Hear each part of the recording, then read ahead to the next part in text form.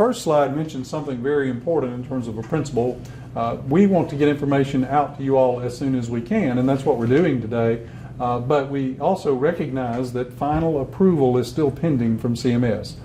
So if there are some differences ultimately in what is approved based on what I see today or what I say today, you'll see that later. But that's because CMS has given us guidance to point us in a particular direction. So there may be some tweaks from CMS. We don't necessarily anticipate that, but you never know. So having said that, we'll go ahead and dig in. This, as has been alluded to already, is a different direction. There are many programs that you've heard about from Medicaid over the past few years, going all the way back to patient care networks, to the currently existing health homes, and then obviously there was a fairly long dialogue about RCOs that did not get implemented, but the health homes are very much implemented, and we've learned something from each of those. The opportunity for that learning also came from our maternity program as it exists today and has existed now for several years, and then also from our Plan First eligibility group, which is a group of folks that have limited eligibility only for family planning services. All of those today exist in silos, and we'll be looking at that, and that was a key reason for why we felt like we needed to move forward in a little bit different direction.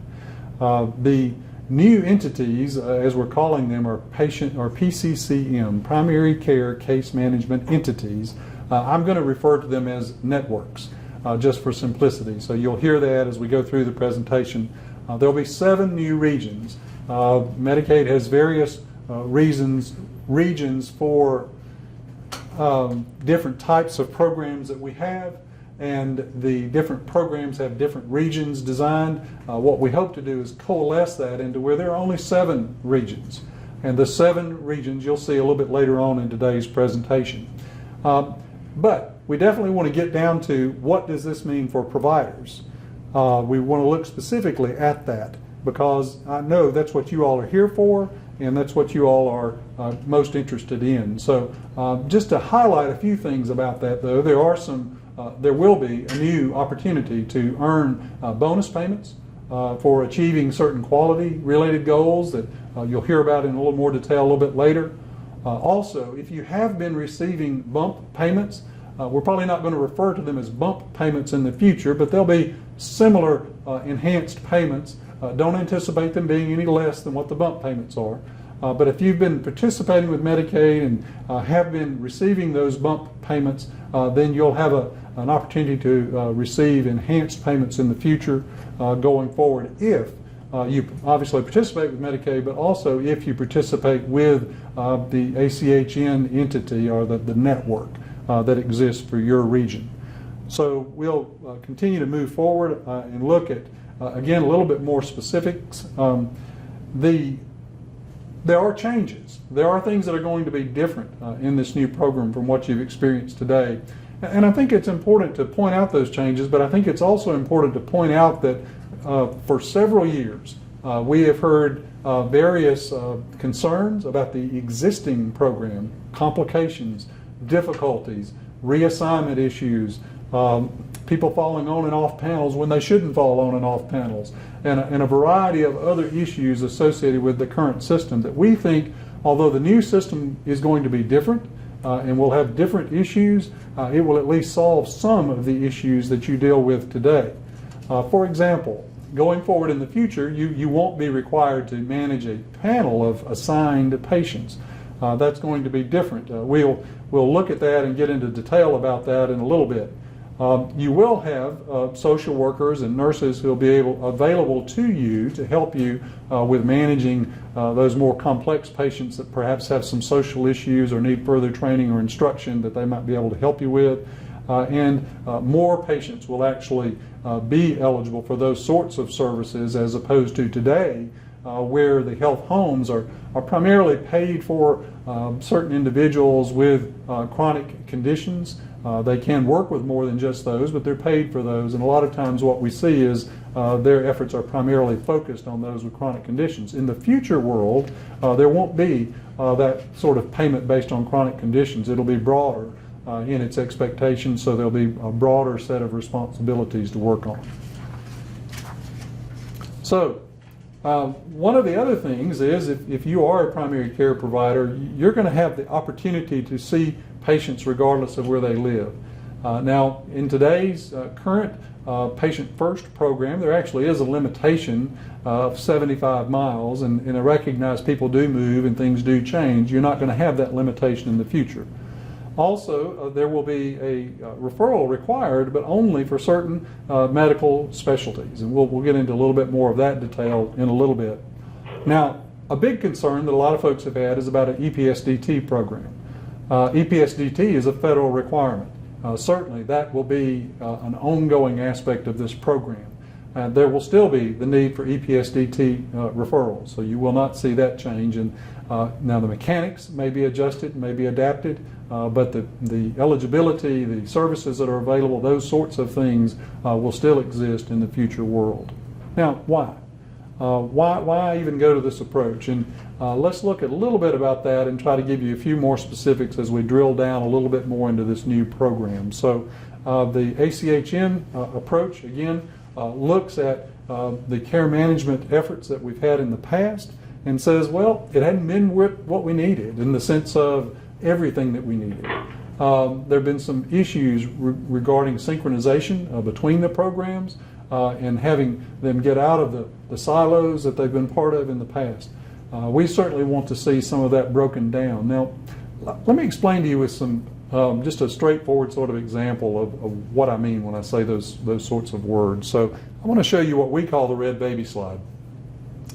A few years ago, we did a presentation for the legislature and showed a version of this slide that has now been updated, and that's what you see here today, of what we call the red baby slide. And what that shows is the expenditures in Medicaid based on the age of the person across our whole population.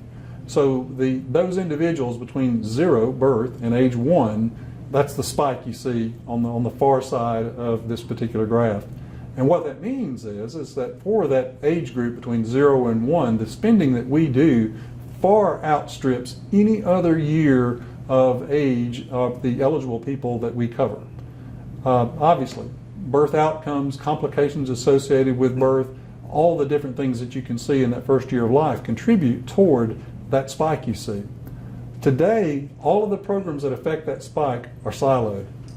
Our Patient First program around family planning for those individuals that only have family planning eligibility, they have their work to do, but their outcomes are not necessarily tied to the maternity program.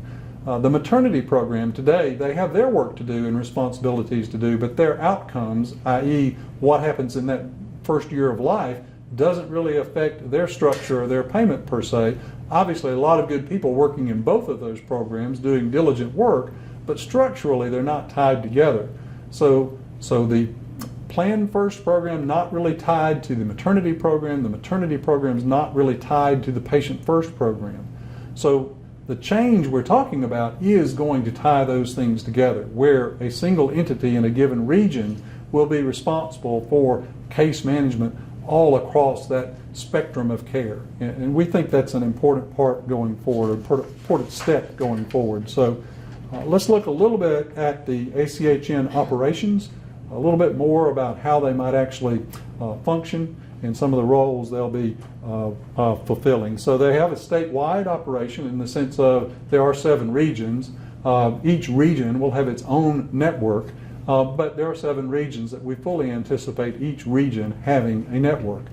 So each of you in primary care will have the opportunity to participate in the work that's going forward. Each network will be responsible for developing their system. They'll also be providing their efforts to work with you in a way that is region specific. It may be adjusted in one region versus another just because of the specific details of what exists in a given region. The care coordination will be provided based on the recipient's county of residence. This matters. This is not driven by where your practice is at. It is driven by where individuals live at from as far as it pertains to the actual network. They will be responsible for individuals that live within a region. However, you as a practitioner will be able to see people from any region. They'll be able to come to you irregardless. But their home, in terms of their care coordination activities, will be driven by the particular network of where they live at. Now, very important principle, unlike some of the other programs that we've operated in the past or plan to operate, maternity program and the plan on the RCO program, unlike those two programs, these networks will not be paying physicians. There will not be that sort of intermediary step between Medicaid and physicians. Medicaid will be paying physicians. So kind of keep that in mind as you interpret the various aspects of this program.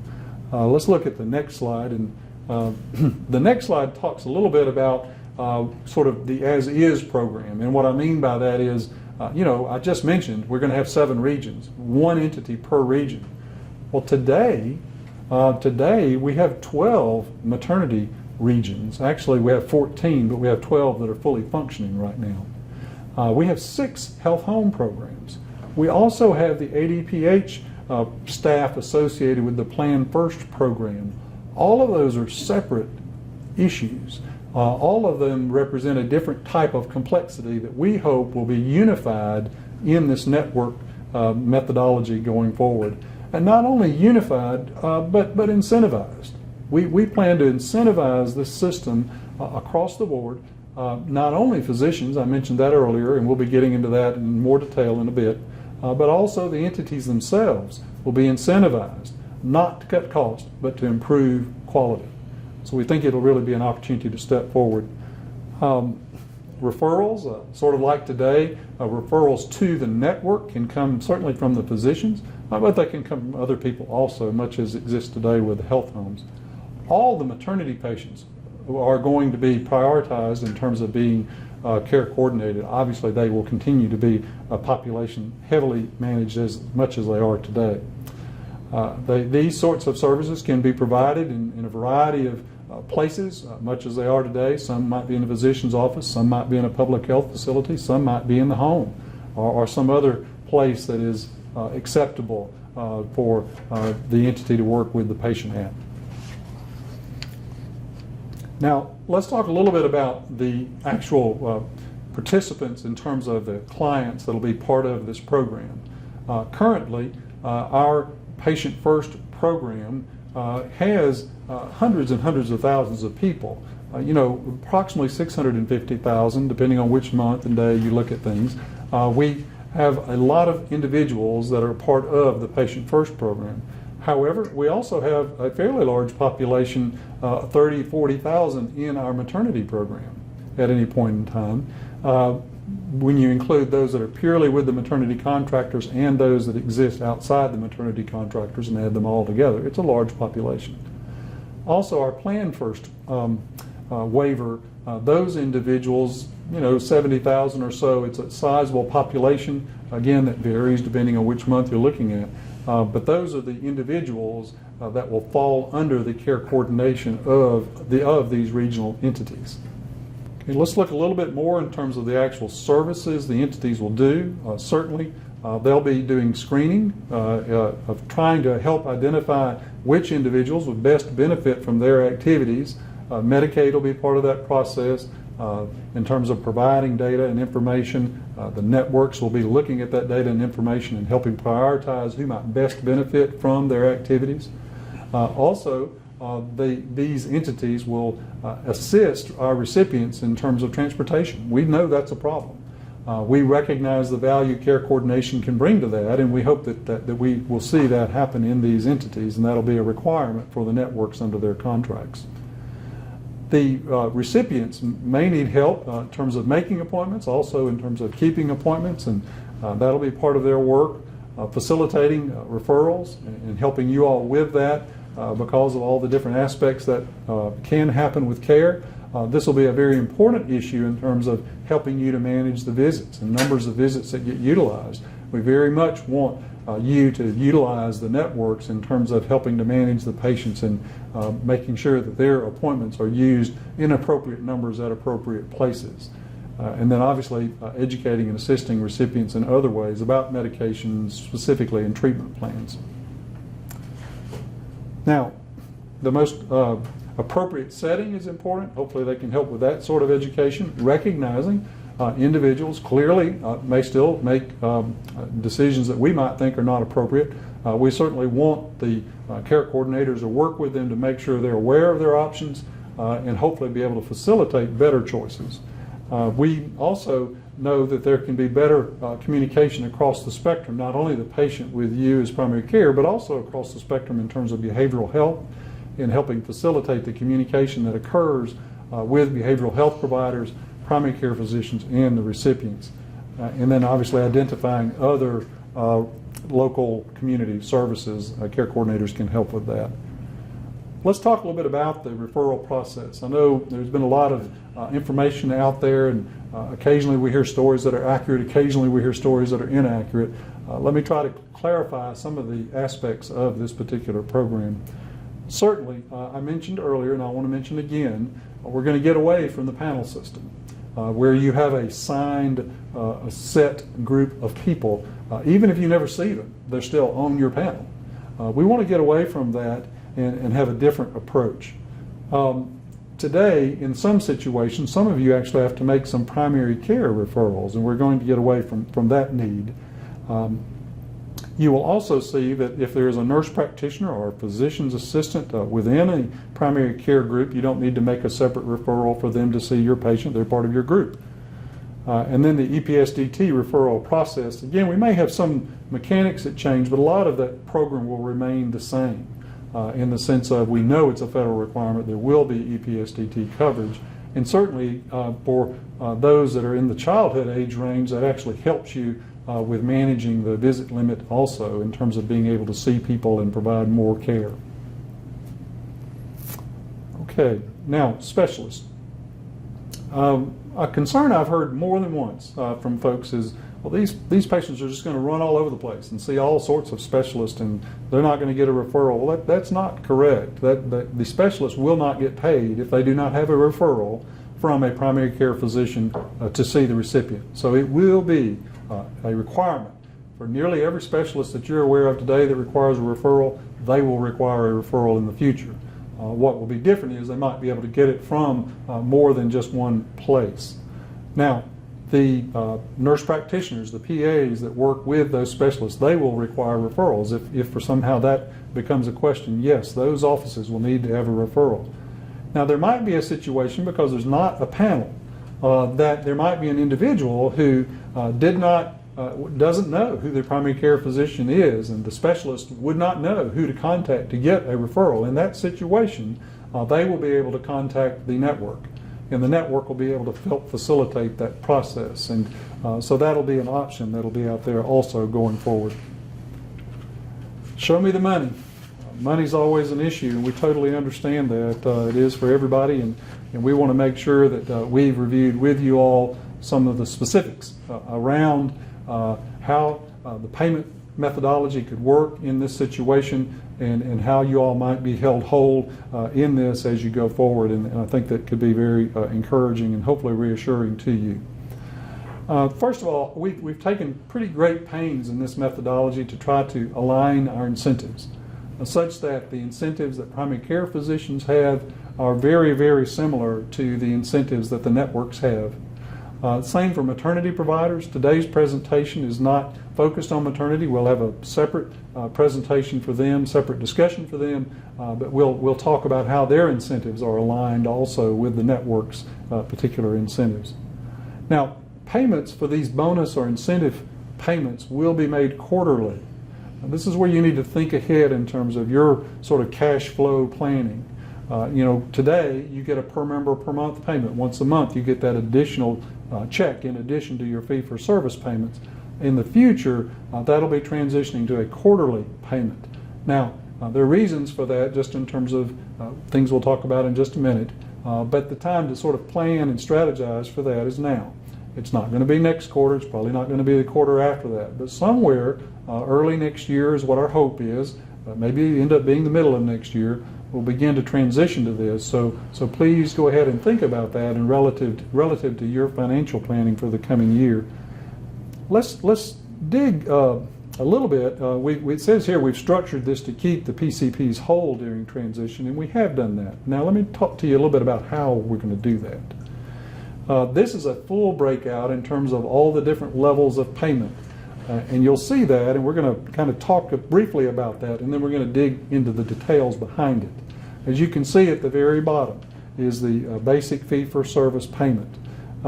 Let's sort of build this structure one step at a time. That basic fee-for-service payment says, well, if you choose to say, well, all that network stuff is fine, I don't want anything to do with it. I don't want to participate with the network, but I still want to be a Medicaid provider. Well, you will be able to do that, but if you do that, then your payments will be driven by our basic fee-for-service schedule, which is significantly less than what today is the bump schedule and what in the future will be the enhanced payment schedule. So it is significantly less, but that is an option. If there's some of you out there that maybe just have a few Medicaid patients and that's what you choose to do, you'll have that as an option. However, we think the vast majority of people will be interested in going beyond that. And that's sort of the next level here. In terms of these payments are only achievable if the physician participates with the regional network. If you participate, then you sort of step into a new world where you have a new set of payment options that are there that are enhancements that I think you will appreciate. Certainly, as it says on my screen, it's purple. I hope it is on yours, but it says the regional ACHN participation payment, this enhanced fee-for-service rate. We anticipate it being at least at the current bump rate. Hopefully, something even better than that, but at least at the current bump rate. That will only be available to you if you participate with the network. So that's important. That's an important part of this. And this sort of lays that out.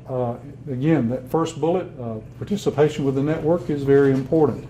Now, you will still have to meet the other, today, what we would call bump requirements, and that's what those two paragraphs are about. That's basically actually putting on the slide what the bump requirements are.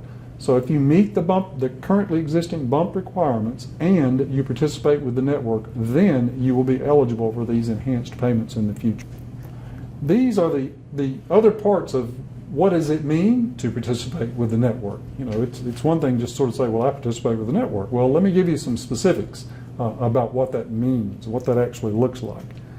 Certainly, there will be an agreement to be signed with Medicaid, which is what you do today in terms of being a Medicaid provider. We'll have that sort of agreement. There will also be an agreement with the network. Again, they're not paying you in the sense of some other entity making a payment to you. Your payments will come from Medicaid, but the network will inform us as to if you have signed an agreement with them and you're participating with them. Now, the second bullet points out actively working with the network to review recipient care plans. Now, this doesn't mean you're going to be involved in writing care plans, but there will be that aspect of it in terms of you're sort of looking over their care plans to make sure that what they have for the individuals they're working with are reasonable, much as you do with other payers today. Then, as needed, to participate with this multidisciplinary care team. Again, these kinds of meetings are going on today with the health homes. Some of you may have participated occasionally with those meetings, and we would anticipate that sort of thing in the future. So not a big new thing out there for those of you that are already participating with the health homes. And then participating in the network initiatives centered around quality metrics. As I said earlier, there's alignment between the networks and the primary care physicians. You all will be working together to enhance quality outcomes. And there will be some coordination with that. Those of you that are part of the health homes today know that we have this requirement about attending at least 2 in-person meetings and then participating with one webinar or facilitation exercise with the current medical director in the health homes. Well, in the future, it's a very similar requirement, but there is one big difference. And the big difference is in the future, in the new plan, we will actually accept one of the mid-levels from your practice attending for you in your stead, and then that person can give feedback to the practice and be able to give you further information. Now, I recognize not everyone has a mid-level provider, but for those of you that do, that's something we're going to be willing to accept as attendance for the primary care physician in the future. So that's a big change, big difference. Obviously, the networks will have data and information to share with you, to be able to look at individuals that you've worked with and your patient population that gets attributed to you, so that you'll be able to see where you're scoring and where things are going in terms of your metrics and that sort of thing to help you to earn the bonuses. We actually want you to earn the bonuses. We all win if you do that. There are some alternative payment methodologies that will continue to exist. Many of you work in federally qualified health centers, or you're part of a rural health clinic of some version. Well, obviously the way you're reimbursed is defined in federal statute, and we will obviously continue to do that. The maternity care providers have a different methodology in the new network world, and we'll be talking about that when we talk about those, when we speak to those who provide maternity services later, but theirs is different. And then physicians who are part of a medical faculty as determined by a state university. Most of you are aware of if you are one of those or not, and that methodology will continue to be different. But those populations altogether are a minority compared to the total population of Medicaid primary care physicians. This mentions the agreements you'll have to have. Obviously, there's the ongoing Medicaid provider agreement. There will be a group agreement in terms of your group working with Medicaid, and then the agreement between the group and the network to do these things we've just talked about. Now, you only have to sign with one network. I mean, obviously, I guess you could sign with others, but I suspect you wouldn't want to meet all those requirements for multiple other networks. Again, you'll be able to see recipients from anywhere. Their care coordination may be provided or will be provided by the network that is based on the region where they live at. But you don't have to sign an agreement with every network that's out there. That's in order to qualify for these enhanced payments. Okay, let's look at the next slide, and we'll move on up that stack of activities to look at now specifically how you might achieve some of the bonus payments that are associated with this program. First up is the patient-centered medical home. We value that. We know many of you value that, and there will be some bonus incentive opportunity there if you've already achieved medical home status and been recognized that way, or if the national body is recognizing that you're making adequate progress toward medical home status, and we're willing to recognize that, and we'll pay you a bonus associated with that on a quarterly basis. Next, I want to look at the quality and cost effectiveness.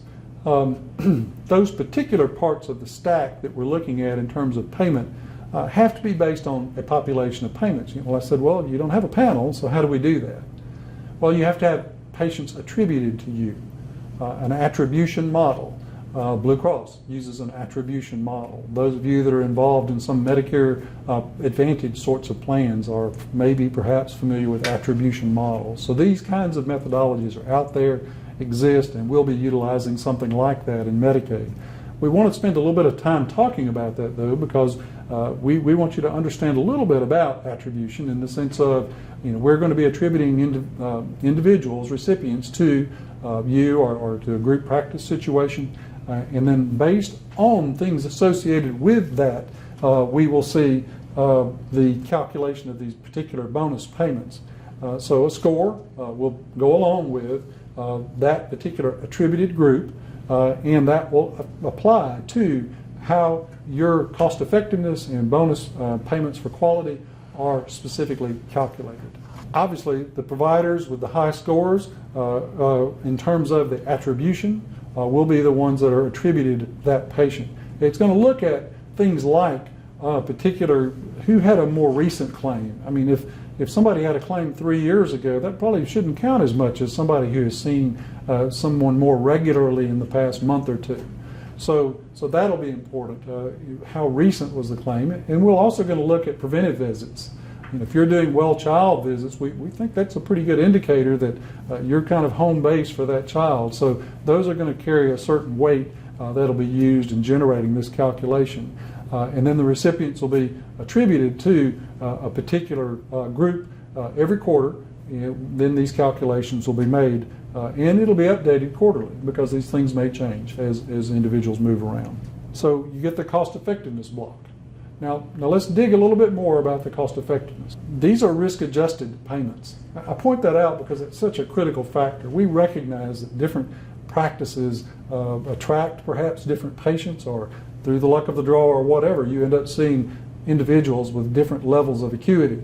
Well, we have ways of calculating that, and we can make an attribution of what is the risk for the individuals that are attributed to your practice. And that'll be important in terms of understanding cost effectiveness and also how you subsequently compare to other similarly situated groups or individuals. Now, this calculation will be based on a couple of things: a 2-year look back on medical claims, and then, as it mentions here, a 1-year look back in terms of your maintenance medications. Now, not everybody has a maintenance medication, so for some people that could be a very important factor, for others not so much. But we will be looking specifically at claims and what their experience has been with you to help determine cost effectiveness. And this too will be updated quarterly. The next slide sort of says, well, how am I going to transition? I'm going from this per member per month payment to this quarterly system. I want to provide you some reassurance about that. Yes, as I mentioned earlier, you do need to plan in terms of adjusting to the quarterly methodology. But for the first 4 quarters, we anticipate paying you the full amount of the particular cost effectiveness bonus payment. And only after that, again, pending CMS approval, would it begin to vary based on your cost effectiveness work. Similarly, let's switch on and look at the quality metric performance a little bit here. This will look back at 4 quarters in terms of looking at quality bonus payments. It says, as it notes here, initially we're going to look at how can we best transition you so that you don't have any more bumps financially in terms of your cash flows. So you're going to see that in just a minute. So for at least 4 quarters, all the practice groups will receive the full payment in terms of quality. So that'll be important to you as you sort of plan how we transition into this new program. Now, perhaps in the 5th quarter or subsequent quarters is when the payment for quality performance will actually begin to vary based on actual performance. And you'll see that later on. The metrics should only be metrics that are pertinent to your practice. And you'll see those metrics at a later date in terms of after our discussions with CMS. Let me give you some examples of some metrics, though. In the next slide, it mentions things like well child visits. It mentions adolescent well care visits, immunizations, those things you can read for yourselves here. But we do think that those particular items tie into also what the network's incentives are, such that hopefully both of you all will be sort of working off the same sets of incentives, working toward the same goals. The networks are going to be very much interested in these particular metrics also because they relate to their metrics. Again, the idea being that we would encourage you all to be able to achieve your bonus payments. We think that's better. I do want to talk a bit about the actual regions that have been specified. There are a lot of different ways to draw lines on a map, and a lot of different state agencies have different lines on the map in terms of their regions. We've tried to respect the actual patterns of care that exist out there. We recognize we would not be able to do that completely. No matter where you draw a line, you're going to cross somebody's pattern of care. But we've looked at our maternity program, we've looked at our health home program, and we've made adjustments where we've noticed issues in the past, and that resulted in this particular map. So we've also looked at access to care, but we've also had to look at how can we ensure some financial viability. Are there enough lives in a given region for these entities to be able to make a financial success, to be able to keep things open and do what they need to do in terms of care coordination? And that's what's resulted in these 7 particular regions that you see here. Again, by way of contrast, we only have 5 regions for the health homes. So this is more regions. Some of the regions are smaller, significantly so, but in this situation, all of the populations are about the same. Unfortunately, in our health home regions, we have some populations that are 2 or 3 times as big as other regions. That's not true in this particular model. In this model, they're all about the same size. And that's why you see Jefferson and Shelby County being a 2-county region, just because the density of the population is such that we had to make it much smaller. There are a lot of questions that have already been posed that we've already developed formal answers to that you can see on our website if you'll follow these links. So you can look at what the formal answer is. But I would encourage you to do that, and the particular link for submitting questions is on the slide. So I would encourage you to use that and look at that. So.